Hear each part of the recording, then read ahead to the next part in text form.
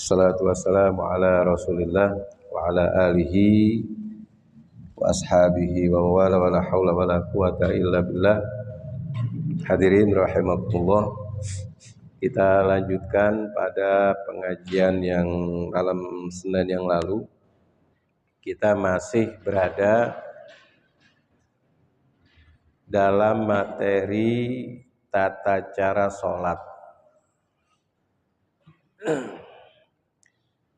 Masuk dalam rukun-rukun daripada sholat.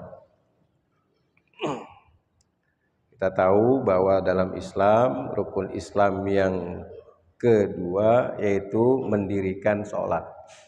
Yang dimaksud dari sini adalah sholat 5 waktu, sholat zuhur, asar, maghrib, isya, dan subuh. Dalam sholat wajib ada namanya rukun-rukun sholat. Kemarin kita sudah masuk rukun yang pertama yaitu tata cara niat. Ya, niat itu menjadi rukun yang pertama di dalam sholat. Artinya niat ini harus kita lakukan. Kalau kita tinggalkan niat di dalam sholat, maka sholat seseorang tidak sah. Atau sholat orang tersebut tidak sah. Jadi harus niat. Niatnya kapan? Niatnya ketika melaksanakan takbiratul ihram. Jadi niat. Kemudian rukun yang kedua adalah berdiri bagi yang mampu. Jadi seseorang dalam sholat wajib atau sholat fardu, ya, zuhur, asar, maghrib, isya, dan subuh, selama dia mampu berdiri, maka dia wajib berdiri. Maka wajib berdiri. Kalau dia nggak kuat berdiri, baru boleh duduk. Ketika dia takbiratul ihramnya dia kuat berdiri, dia berdiri. Terus ketika dia pengen ruku, dia nggak kuat, ya silakan dia duduk. Enaknya duduknya kayak gimana terserah. Tapi ketika dia mampu berdiri di awal ketika takbiratul ihram, dia harus berdiri. Jangan kita kuat berdiri, kita langsung duduk. Ini dalam sholat fardu, harus berdiri. Bagi yang mampu. Kalau memang dari awal dia nggak kuat berdiri, baru duduk. Atau di tengah-tengah sholat, dia nggak kuat untuk berdiri, maka silakan duduk. Duduknya kayak gimana? Seenaknya duduk. Yang penting menghadap ke kiblat. Kemudian rukun yang ketiga, ya, jangan ada kasus berangkat dari rumah ke masjid sholat Jumat, ya biasanya sholat Jumat ya gampang dulu ya, kita jangan ngomong sholat yang 5 waktu, nah, karena Jumat juga bagian pada wajib berjamaah. Tapi kalau sholat Jumat wajib berjamaah, nggak bisa sholat Jumat sendirian. Kalau sholat Jumat sendirian namanya sholat zuhur, harus 4 rakaat. Sholat Jumat wajib apa tadi? Berjamaah. Nah, jadi hukum sholat berjamaah gimana? Nanti kita akan bahas. Nah, jangan pas kira dari rumah dia berangkat bisa berdiri, walaupun pakai tongkat, bisa jalan. Nah, ketika lagi pengen sholat Jumat, dia duduk. Nggak boleh tuh. Dia tetap berdiri. Kalau dia emang nggak kuat nanti disiapin belakangnya bangku. Ketika dia pengen ruku, dia nggak kuat, ya silakan duduk. Atau dia langsung glosor aja ke bawah, duduk, ada masalah. Tapi ketika takbiratul ihram dia kuat berdiri, dia harus berdiri. Jangan langsung duduk aja, langsung Allahu Akbar. Enggak, berdiri dulu. Walaupun dia pakai tongkat. Atau dia emang dia nggak kuat, tongkat dilepas, ya silakan duduk. Atau sambil berpegang kan bisa pegang, tangan satu angkat. Karena angkat tangan ini hukumnya sunnah. Ya, angkat tangan hukumnya sunnah. Baik, kemarin udah sunnahnya menghadap kiblat, jari-jari menghadap kiblat, jadi kaki begini, sunnah. Nah, kemudian jarak antara kaki kanan dengan kaki kiri diperkirakan sekitar 1 jengkal. Kakinya begini, kadang-kadang kita begini kan. Nah, sekarang mulai latihan, begini tetap sah, tapi sunnahnya afdolnya jari-jarinya menghadap ke kiblat, jari kaki. Jadi kaki begini. Biasa kan kita begini kan. Ya, kalau jari kaki begini, kalau kita berjamaah kan nempel bisa. Tapi kalau jari kaki begini, jamaah nempelnya di sini kan. Nah, tapi kalau kita begini bisa ketemu di sini. Jadi kaki kanan dan kaki kiri begini. Mata menghadap ke ngelihat tempat sujud. Baik. Kemudian rukun yang kedua adalah berdiri bagi yang mampu. Rukun yang ketiga di dalam sholat yang harus dikerjakan adalah membaca takbiratul ihram. Takbir di dalam sholat ada dua macam. Yang pertama takbiratul ihram, yang kedua takbir intiqal. Takbir yang pertama adalah takbiratul ihram, takbir yang pertama di dalam sholat. Nah, takbir yang pertama dalam sholat ini rukun, harus kita baca. Nah, takbir intiqal, perpindahan antara rukun fi'liyah, rukun yang satu dengan yang lainnya, ketika pengen ruku kan takbir. Nah, ini membaca takbirnya hukumnya sunnah. Tapi takbir yang pertama di dalam sholat namanya takbiratul ihram, hukumnya wajib dibaca pakai lisan. Menjadi rukun yang ketiga. Rukun yang pertama niat ketika takbiratul ihram, rukun yang kedua adalah berdiri bagi yang mampu, yang ketiga adalah membaca takbiratul ihram. Bacaan takbiratul ihram itu apa? Bacaan takbiratul ihram itu Allahu Akbar. Allahu Akbar. Takbir yang pertama ya, bukan takbir yang kedua.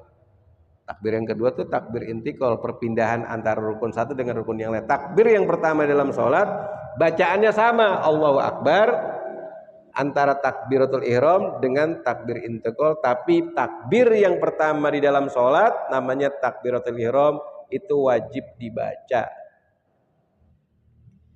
Dibaca itu pakai lisan. Jadi kalau dia bacanya pakai dalam hati,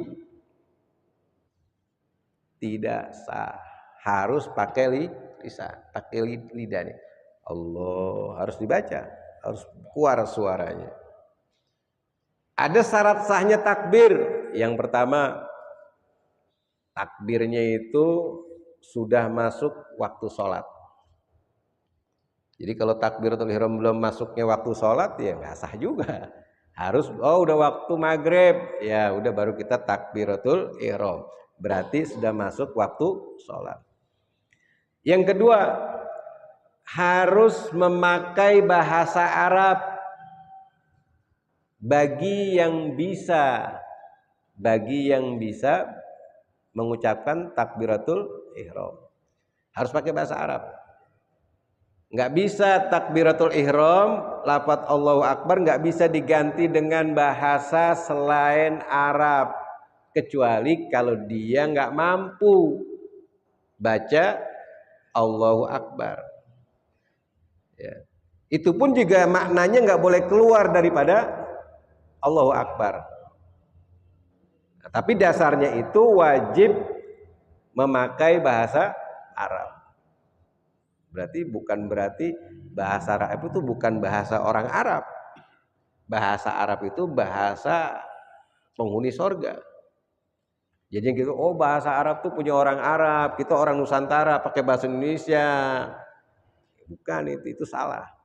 Bahasa Arab. Makanya sholat itu wajib pakai bahasa Arab, takbiratul ihram. Allahu Akbar. Bahasa Arab bukan milik orang Arab. Kita kan bukan orang Arab, orang Nusantara, orang Indonesia. Bahasa Arab itu bukan bahasa kita. Enggak. Bahasa Arab adalah bahasa ahlul jannah, para penghuni sorga. Lughatul Arabiyyah, lughatul Quran. Bahasa Arab adalah bahasa Al-Quran. Wa lughatu ahlul jannah, dan bahasanya orang ahli sorga. Pokoknya kita sholat pakai bahasa Arab bukan berarti bahasa Arab itu punya orang Arab. Kebenaran aja di sono. Ya bahasa kita juga, karena kita asalnya itu Nabi Adam dari sorga. Jadi nggak ada diskriminasi, ini orang pribumi, ini orang Arab, nggak, sama, kita semuanya dari sana. Makanya takbiratul ihram harus pakai bahasa Arab, tidak boleh diganti dengan bahasa apapun. Oh, saya kalau pakai bahasa Indonesia lebih khusyuk, nggak ngaruh. Allah Maha Besar. Sholatnya tidak sah. Harus pakai bahasa Arab. Berarti mempelajari bahasa Arab bisa menjadi wajib, khususnya kalimat Allahu Akbar. Harus belajar tuh Allahu Akbar. Yang kedua, yang ketiga, lafadznya itu lafzul jalalanya harus Allah. Tidak boleh diganti lafadz Allah dengan lafadz yang lain atau dengan Asmaul Husna. Jadi harus lafadznya Allah. Allah, nggak boleh diganti Rahmanu Akbar, Rahimu Akbar, nggak sah. Walaupun maknanya maksudnya Allah juga, harus Allah, harus lafadznya Allah. Yang keberapa tuh? Yang keempat. Yang keempat ya. Sekarang masuk yang kelima. Lafzul jalal tersebut, lafaz Allah itu tidak boleh panjang di alif atau di hamzah, nggak boleh. Allah, nggak boleh. Jadi alifnya atau hamzah yang di depan tuh nggak boleh dipanjangin bacanya, nggak bisa. Paham kan? Harusnya kan Allah, nggak apa-apa, ya kan? Tapi kalau Allah salah, berarti takbiratul ihramnya tidak sah. Takbiratul ihram tidak sah, baca Fatihahnya tidak sah, karena dia menjadi rukun. Harus bacanya Allah, harus pendek. Allah, nggak bisa Allahu Akbar, karena artinya beda. Kalau Allahu Akbar, Allah itu artinya apakah Allah Maha Besar. Jadi kalimat pertanyaan. Allah, nggak boleh. Harus Allah pendek. Allah. Jadi A-nya itu harus pendek, nggak bisa panjang. Kadang-kadang kan gitu. Allah. Nah, takbiratul ihramnya tidak sah. Khususnya yang jadi imam, yang tanggung jawab, takbiratul ihramnya harus benar. Gitu. Jadi harus pendek. Oh, panjang salah. Harus Allah. Allahu Akbar. Nah, Allah. Nah, itunya minimal kalau kita ketungan dalam kitab Fathul Qorib itu, kalau kita bergerak begini nih, kalau kita bergerak jari ini sampai 14 kali. Allahu Akbar. Maksimum. Jadi gitu. Allah berapa kali itu? 14 kali. Jangan lebih dari 14 kali kalau ini bergoyang-goyang. Kalau tangan kita bergoyang begini jangan sampai 14 kali. 7 alif lah bahasanya kalau. Allahu Akbar. Jangan Allahu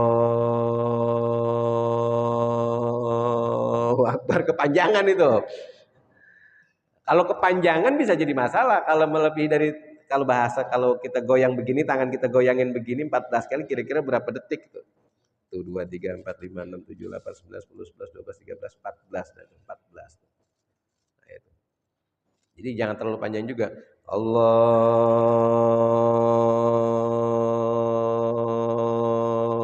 Akbar.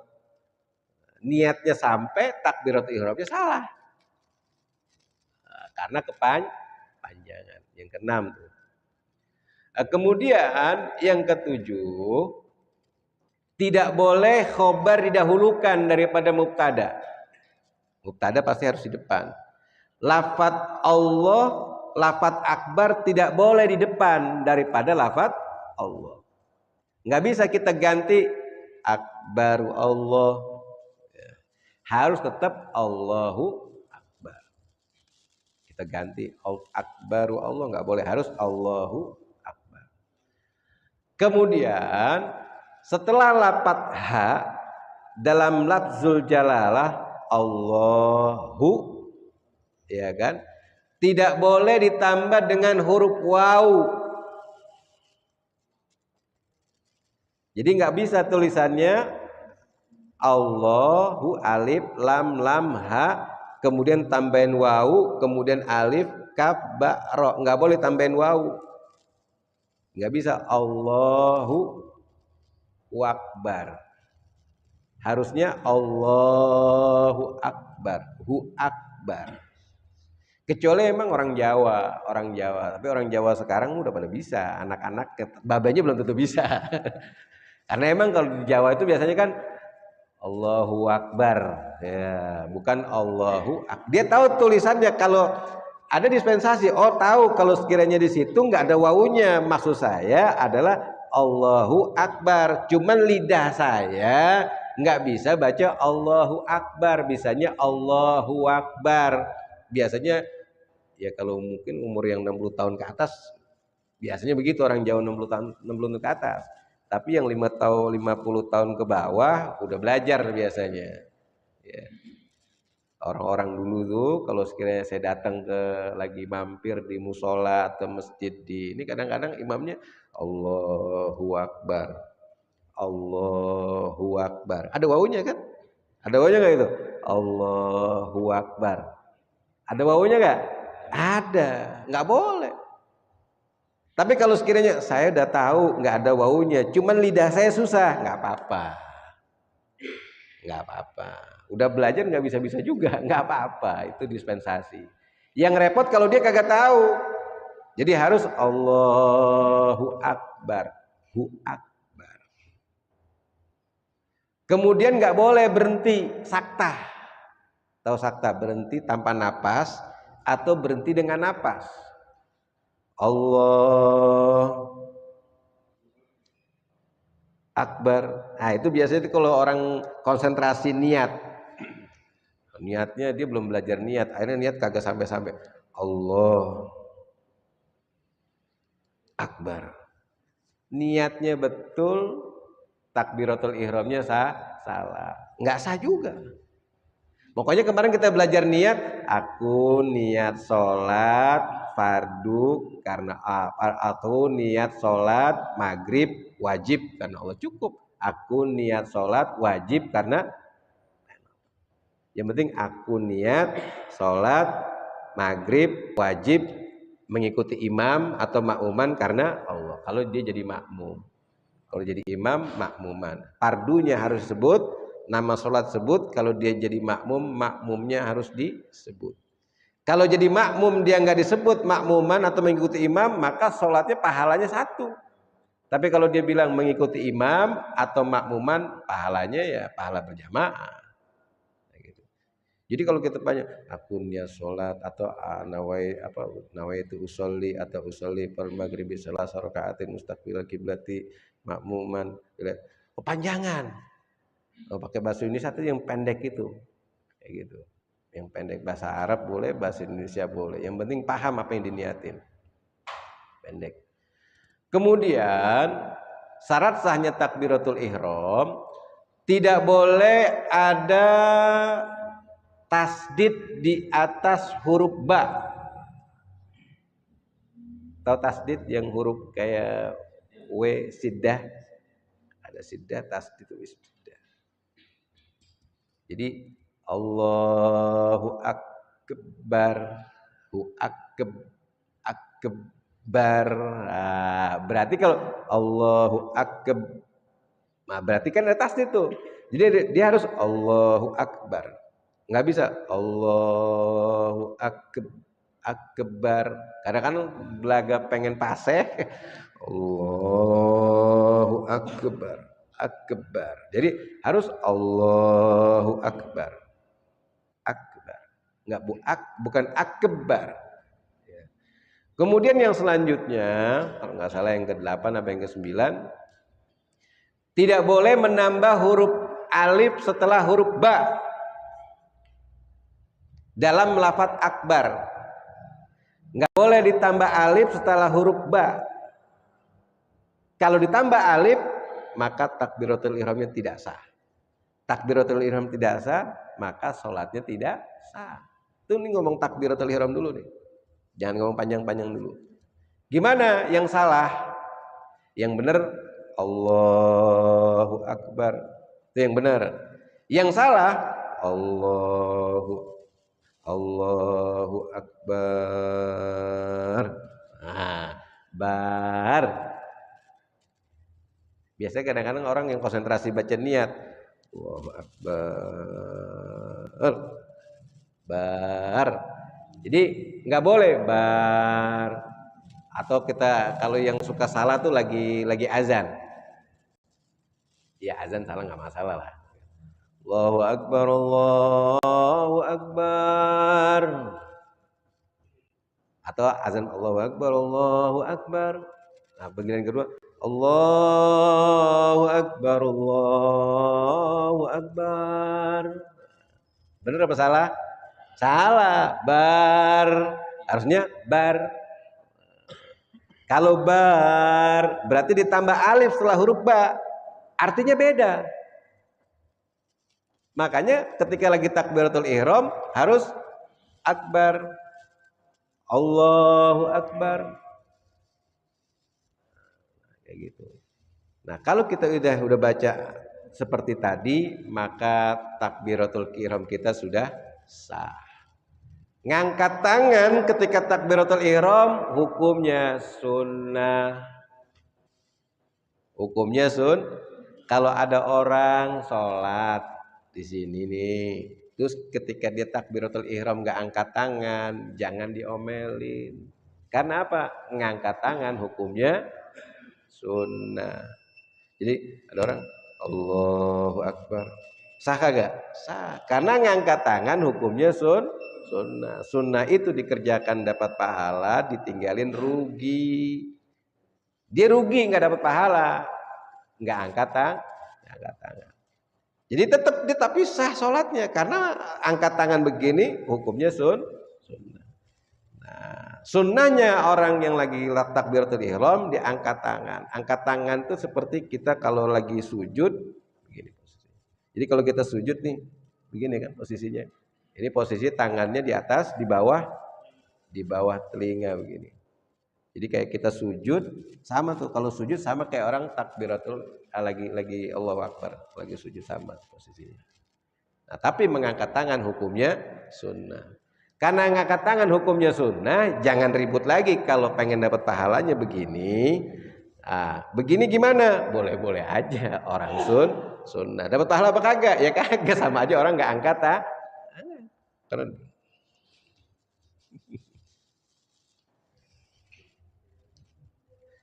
Ya boleh-boleh aja. Tapi dia nggak dapat sunnah. Kalau dia mau dapat sunnah dia begini. Dia dapat sunnah diangkat tangannya begini. Sama begitu juga ketika lagi setelah Allahu Akbar, begininya juga sunnah. Nah, kalau kita pengen dapat pahala, kerjakan sunnah, maka setelah takbiratul ihram begini, tangan posisinya begini.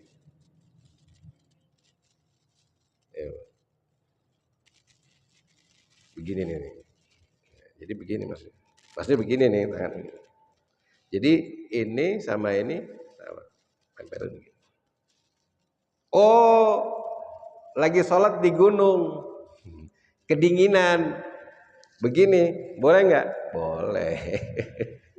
Lagi sholat begini, nggak usah diomelin, biarin aja.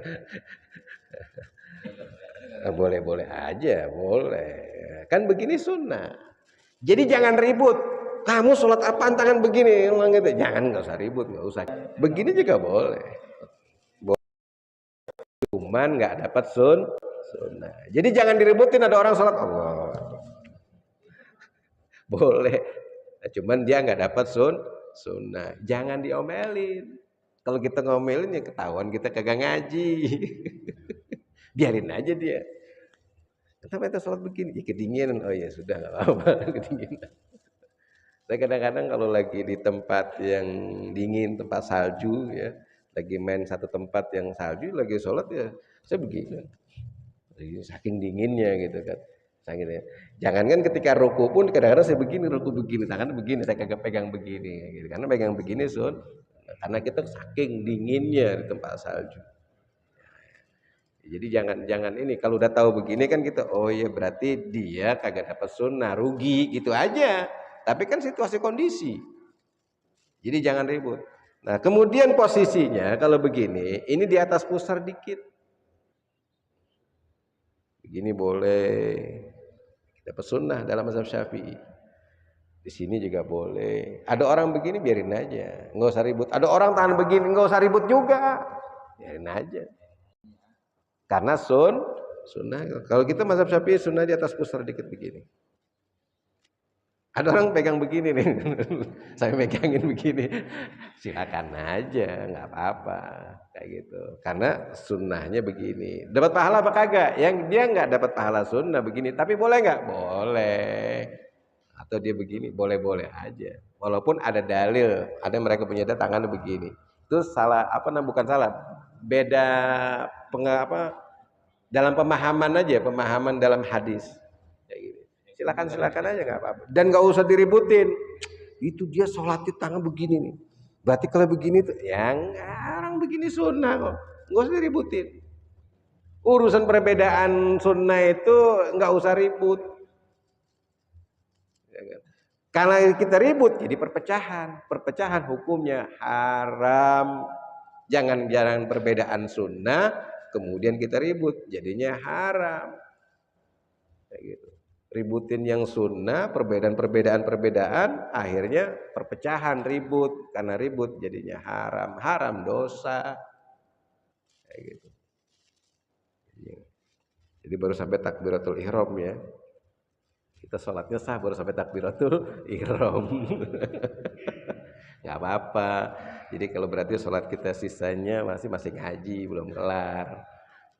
Kenapa itu sholatnya baru sampai takbiratul ihram doang sahnya? Ya saya ngajinya baru sampai takbiratul ihram, rukuknya belum, baca Fatihahnya belum, ya sudah, kan masih ngaji. Jadi dianggap sholatnya sah. Yang repot kalau kagak ngaji. Nah, jadi kalau kita habis ngaji nih terus gini terus meninggal, ya kan? Oh, ini sholatnya cuma sampai takbiratul ihram sahnya, ke sono dia kagak sah. Emang ngajinya baru sampai takbiratul ihram. Yang repot kalau nggak pernah ngaji, mau tanggung jawab apa? Sholatnya nggak sah selama ini. Kamu sholat terus tapi nilainya tetap 0 karena Fatihahnya tidak sah, takbiratul ihram tidak sah. Ngaji kagak? Ya, tapi kalau dia udah ngaji baru sampai sini, itu dimaafin sama Allah Subhanahu wa taala. Itulah pentingnya ngaji. Semoga manfaat. Kita lanjutkan pada pengajian yang akan datang. Fatihah. Bismillahirrahmanirrahim. Alhamdulillahirabbil alamin, arrahmanir rahim, maliki yaumiddin. Iyyaka na'budu wa iyyaka nasta'in.